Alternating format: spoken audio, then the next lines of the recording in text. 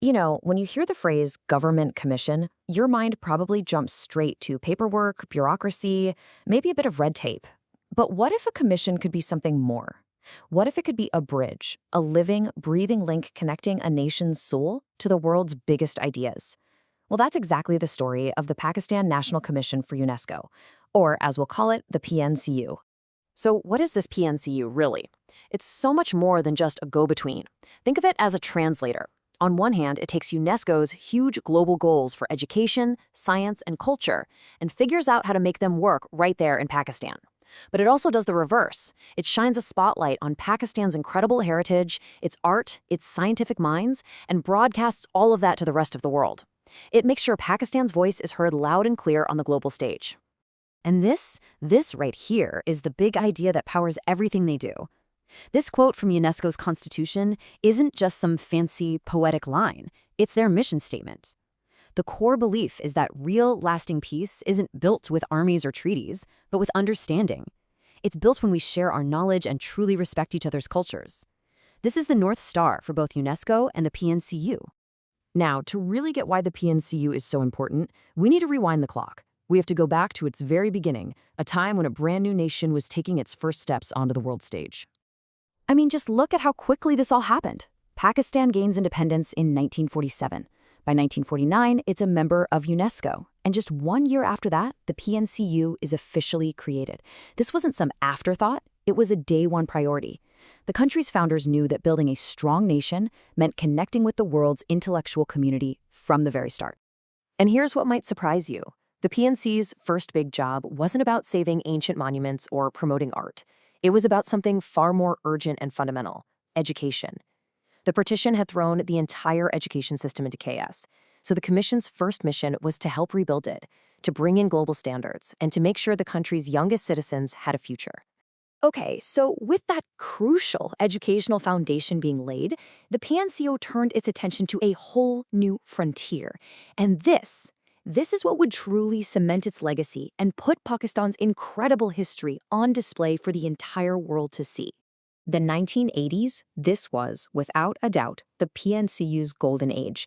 It was a decade of intense work, of brilliant diplomacy, that led to something truly massive. This was about more than just preserving old buildings. It was about defining a national identity. It was about telling the world that Pakistan's history was deep, ancient, and belonged not just to Pakistan, but to all of humanity. And wow, what an achievement it was. In just 2 years, between 1980 and 1981, the PNCU managed to get all 4 of these incredible sites listed as UNESCO World Heritage Sites. We're talking about Mohenjo-daro, a city from the Bronze Age, the ancient university at Taxila, the Buddhist monastery of Takhti Bahi. This was huge. This put Pakistan's heritage on the map in a way that nothing else could. But the story doesn't stop in the 1980s with ancient ruins, not at all. The PNCU's mission has kept evolving, and it's shifted from just protecting the monuments of the past to celebrating the vibrant, living, breathing culture of today. This really shows you the change in thinking. In the 80s, the focus was on these huge, static sites, stone and brick. But today, the focus is on people. It's about living culture. They've realized that heritage isn't just something you dig out of the ground, it's the songs, the stories, the traditions, and the skills that people practice every single day. So, what does living heritage actually mean? Well, check out these fascinating examples. The PNCU has helped get global recognition for traditions like falconry, for the celebrations around the Nowruz New Year Festival, and for something called Sukri Jagek, an amazing astronomical and weather predicting practice of the Palasha people. These are living skills, passed down for generations, and they're every bit as important as an ancient city. And the PNCU's modern mission isn't just about celebrating traditions, it's also about crisis response. When those catastrophic floods hit Pakistan in 2022, the Commission jumped into action. They worked to secure emergency funding from UNESCO to help save and restore heritage sites that were damaged. It shows you how nimble and vital they still are today. This focus on living culture even extends into the heart of modern city life. Through something called the Creative Cities Network, the PNCU has successfully campaigned to have Lahore recognized as a UNESCO City of Literature and Peshawar as a city of crafts and folk art. This is all about celebrating contemporary Pakistani creativity and connecting its cities to a global network of innovators. And through it all, they have never, ever forgotten their roots in education. One of their most important modern partnerships is with the UNESCO Malala Fund.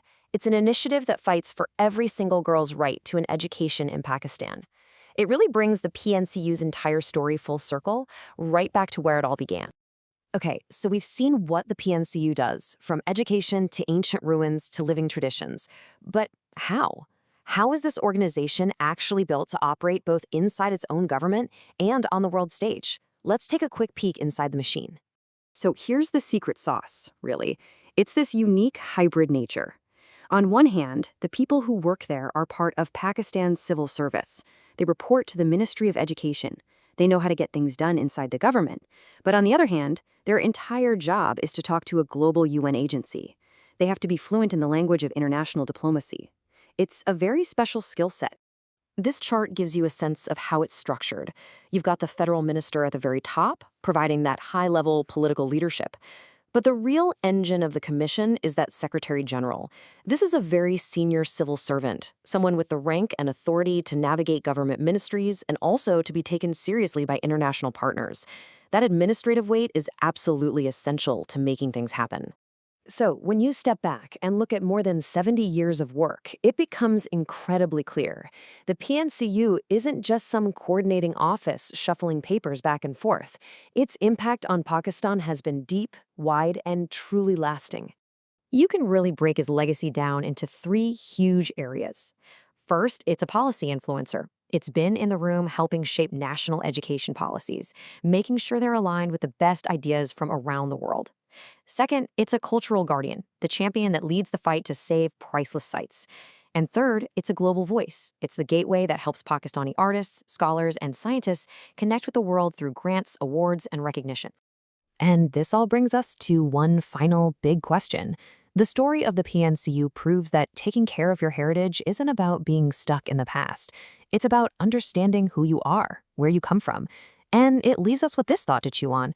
How does a nation's deep commitment to protecting the stories of its past give it the strength, the confidence, and the wisdom to write its own future?